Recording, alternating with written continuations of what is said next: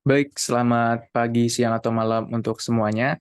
Kami dari kelompok 3 dari mata kuliah Data Warehouse and Business Intelligence akan mempresentasikan hasil pengajian kami untuk tugas 2, yakni tugas untuk memvisualisasikan data menggunakan dashboard dari data penjualan. Selanjutnya, untuk kelompok 3 sendiri beranggotakan saya sendiri mulai dari Novel Eka Prasetya, kemudian ada Najma Kurotul Aini, dan diakhiri oleh Wildan Fauzan Ramdana. Sebelum kami masuk ke penjelasan, ada beberapa aspek penting yang perlu kami ketahui atau kita ketahui pada fase ini. Yang pertama adalah KPI atau Key Performance Indicator, yakni parameter terukur untuk memberikan informasi mengenai sejauh mana suatu organisasi berhasil mencapai tujuan strategisnya. Komponen-komponen utamanya diantaranya melibatkan penetapan tujuan strategis, kemudian mengidentifikasi indikator kunci yang relevan, penetapan sasaran sebagai ukuran pencapaian, serta kerangka waktu atau periode evaluasi KPI-nya. Nah, dan untuk platform yang kami gunakan untuk membuat visualisasi dan dashboard sendiri adalah Looker Studio, di mana Looker Studio ini merupakan alat visualisasi data berbasis cloud yang disediakan oleh Google untuk pengguna yang ingin membuat dashboard dan laporan interaktif dari berbagai sumber data. Contohnya adalah MySQL. Untuk diagram sendiri, kami dituntut untuk membuat 3 jenis diagram dengan visualisasi berdasarkan KPI masing-masing. Yang pertama ada bullet chart, di mana bullet chart merupakan jenis diagram grafik yang efektif untuk menampilkan KPI dalam bentuk daftar. Kemudian adalah text diagram, yang di sisi lain merupakan format yang tepat ketika kita memiliki KPI berupa nilai teks seperti nama produk atau layanan, serta menyajikan informasi secara langsung. Diagram ini juga memberikan kejelasan dalam mengkomunikasikan elemen-elemen yang bersifat deskriptif tanpa menyulitkan pengguna. Kemudian yang terakhir ada gauge chart, di mana merupakan suatu jenis diagram grafik yang sangat cocok untuk memvisualisasikan KPI dengan berbentuk mirip jarum jam dan memberikan gambaran visual yang jelas terhadap pencapaian target. Selanjutnya.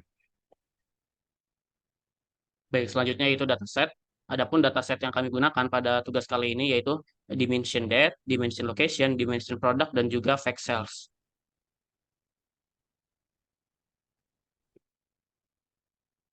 Selanjutnya di sini akan menjelaskan implementasi KPI terhadap cloud, yaitu Ivan, Looker Studio, dan Heidi SQL, di mana yang pertama implementasi KPI terhadap Ivan.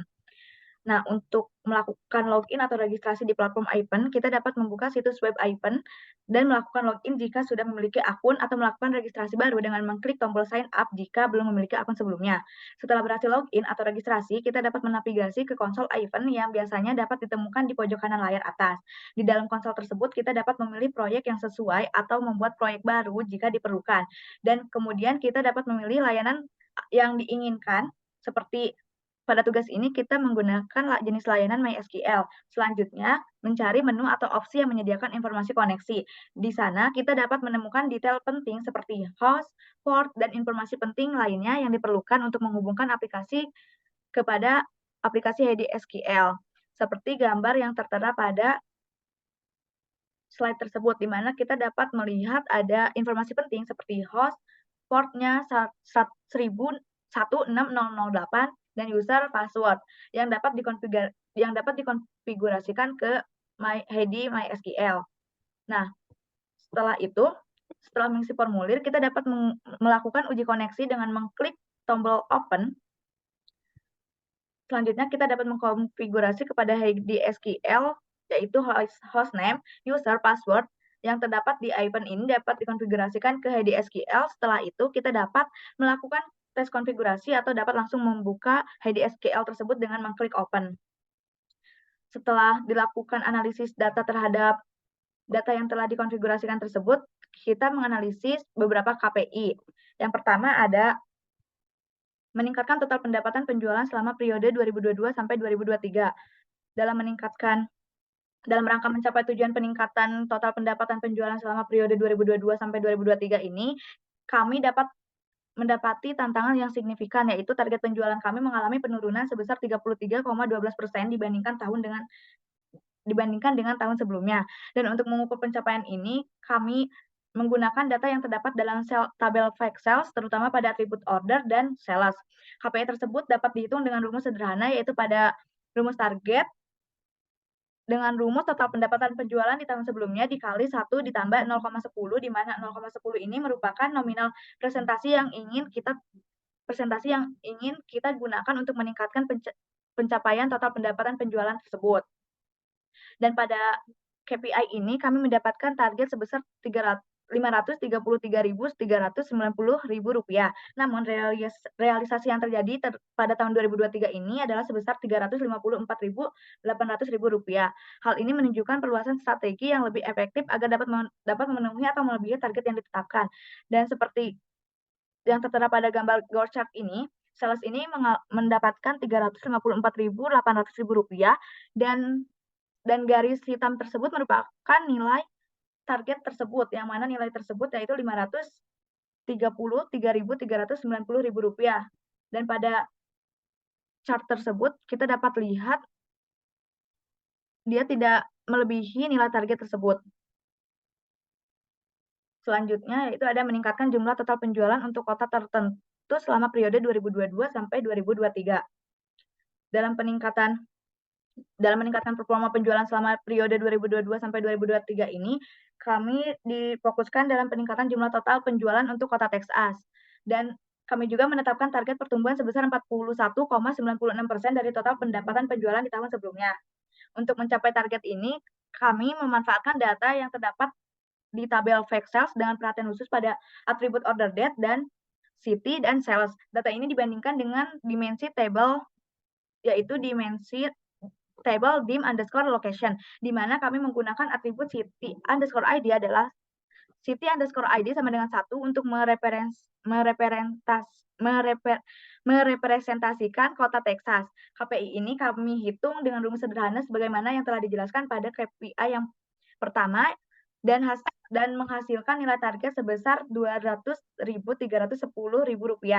Dan saat mengevaluasi pencapaian pada tahun 2023 ini, kami mengalami peningkatan yang signifikan dengan total penjualan sebesar Rp258.000.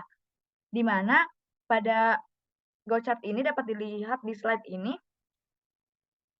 total underscore sales Rp258.500.000 ini mengalami melebihi target, yang mana target tersebut yaitu Rp2.310.000. Selanjutnya akan dijelaskan oleh teman saya.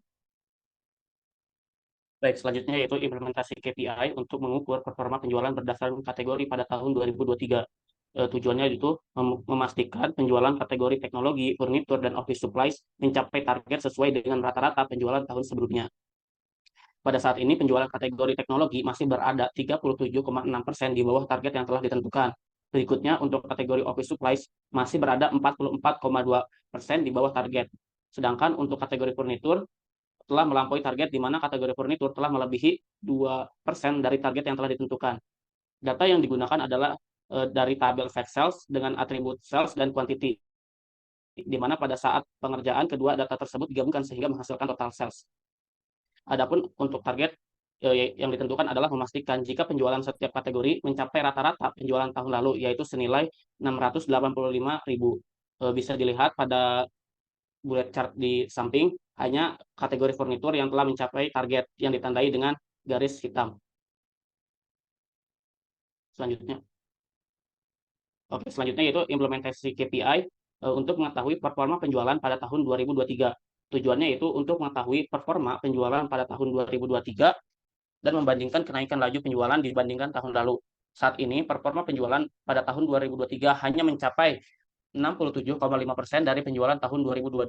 Data yang digunakan adalah data penjualan yang diperoleh dari tabel fact sales pada atribut order date dan sales. Adapun untuk perhitungan target adalah kami menargetkan 10%, kenaikan 10% dari pendapatan tahun lalu, yaitu Rp2.256.570. Sedangkan nilai aktual yang didapat yaitu Rp1.524.783 sesuai dengan grafik yang ada di sebelah kanan.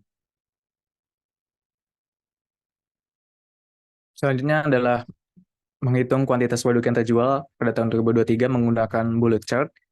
Yang pertama, kami menggunakan perhitungan kuantitas produk berdasarkan tahun sebelumnya, yakni tahun 2022, kemudian mendapati informasi bahwa produk yang terjual secara keseluruhan mengalami penurunan, yakni sebesar selisih 1.845 atau jika dipresentasikan menjadi 27,6%. Atau dengan jumlah spesifik yang terjual adalah 4.849, sedangkan di wilayah-wilayah spesifiknya, yakni West, South, East, dan Central, adalah sebagai berikut, mulai dari kisaran 794 hingga 1.410. Data yang digunakan merupakan data yang berasal dari penjualan yang diperoleh dari table fact sales, yakni pada atribut quantity, city ID, dan order date. Sedangkan untuk dimension location juga diperlukan, yakni pada atribut region. Target yang kita pasang yakni diperoleh dari banyak produk yang terjual keseluruhan wilayah pada tahun 2022, yakni sebanyak 6.994 produk karena dianggap cukup sukses dan cukup besar. Sedangkan untuk actualnya, kondisinya yang diperoleh produk yang terjual adalah 4.849 yang berarti mengalami penurunan yang cukup signifikan. Selanjutnya, jika tadi mengetahui kuantitas produk, ya, sedangkan yang sekarang adalah kuantitas dari pesanan ya. Pada tahun 2023 kami mendapati bahwa kuantitas pesanan secara keseluruhan juga mengalami penurunan, yakni sebesar 33% dari tahun sebelumnya. Kemudian data yang digunakan juga masih sama dari tabel fact sales pada atribut order date dan order ID. Untuk target, kami memasakkan target yang diperoleh dari total pendapatan penjualan di tahun sebelumnya dikali 10% sama dengan 2.192. Sedangkan untuk actualnya atau kondisi sebenarnya, untuk tahun 2023 tidak mencapai target tersebut di angka 1.462. Baik, selanjutnya.